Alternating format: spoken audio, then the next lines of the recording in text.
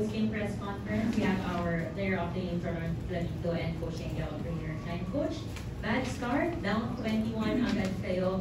But what a fight back. What are some of the things you were able to do to turn around the game? Nagpasensya lang kami. No, we just tried to recover from the shock. Actually, 40-point quarter, they were making all their threes. So medyo nakakabigla yung first quarter, pero sabi namin, let's just weather the storm. No? Play our game. Offensively, we were not bad, pero medyo masama yung depensa namin ng una. Nagulat kami kay Mike Henry. Ganda ng start niya, mabuti, napaka-trouble siya. Also, Kaylan Chongson did an excellent job shutting him down.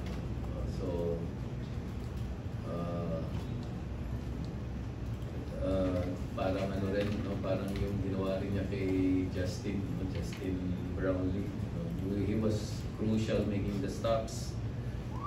The points he could produce for us were just the bonus. No? But I think yun ang isang malaking bagay na na-stop namin yung momentum nila playing with on Mike Henry.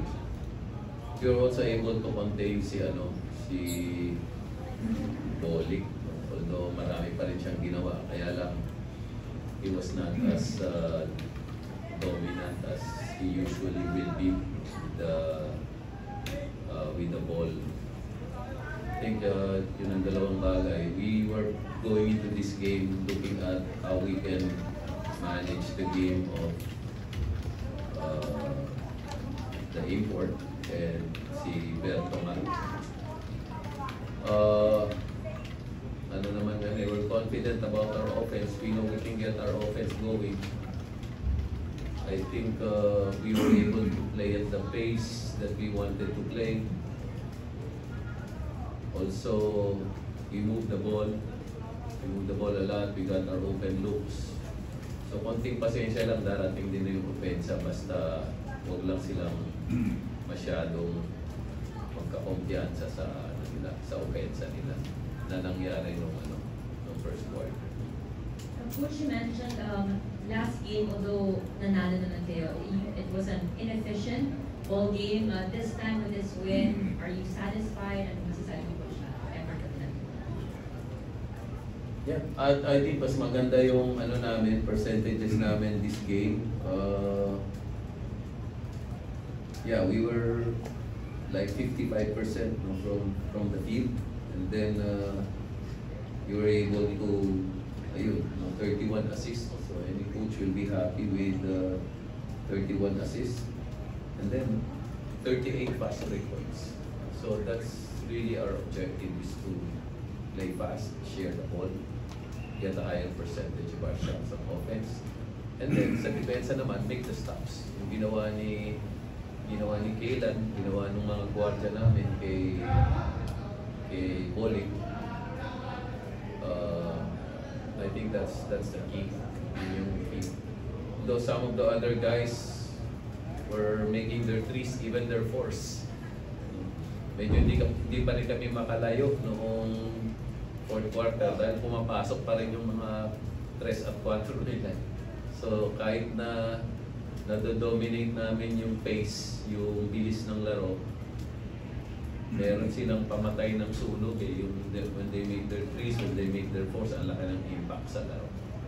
Thank you, Coach. Now, Jonner, bukod sa'yo, marami ka rin teammate na maganda. Yung laro, halos positive, so yung pinapasok ni Coach Engel. Paano mo ba na-challenge yung isa't isa pag nasa loob ng court? Yan nga, sabi ko siya. Sinimulan namin sa practice, competitive lagi doon. Yun nga ginawa namin sa ensayo. Tapos dinala na namin sa game kung ano dapat namin depensa sa game. Binabagyan si Coach Yeng how, as a coach and as a player, he built his system na around enjoyment. Ikaw as a player, paano nyo nararamdaman sa court na naglalaro kayo, trabaho nyo to, pero nag-enjoy kayo kasi nakikita rin yun ng mga nanonood?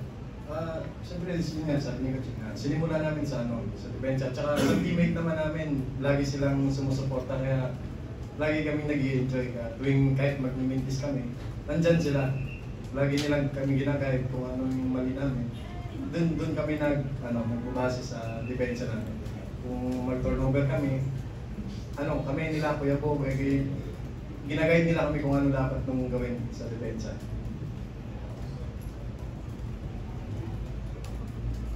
We're now ready to entertain questions from the media.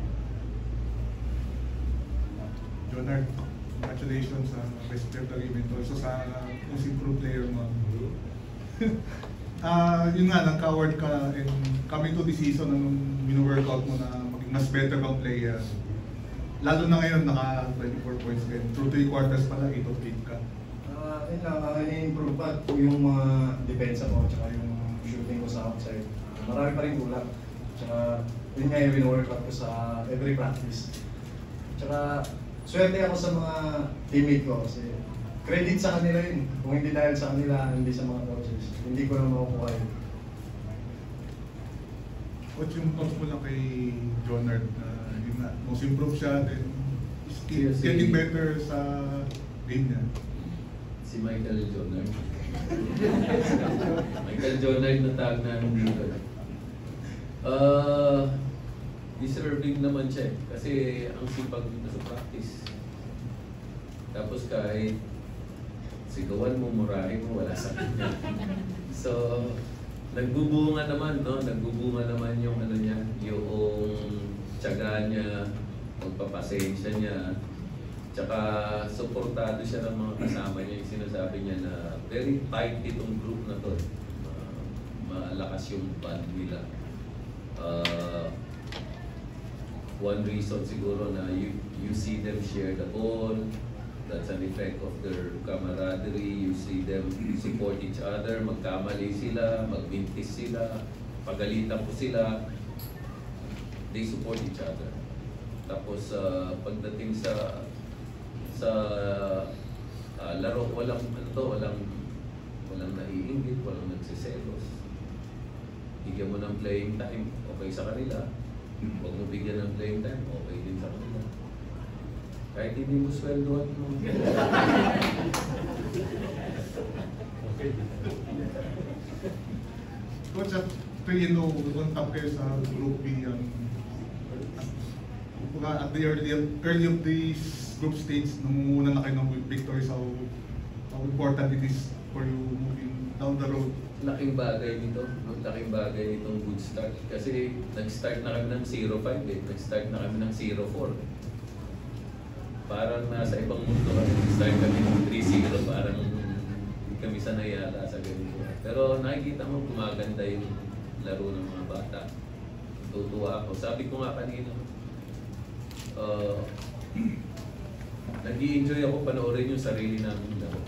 Nag-i-enjoy ako makita ko nagkalaro sila. So, siguro nag-i-enjoy din yung mga nanonood.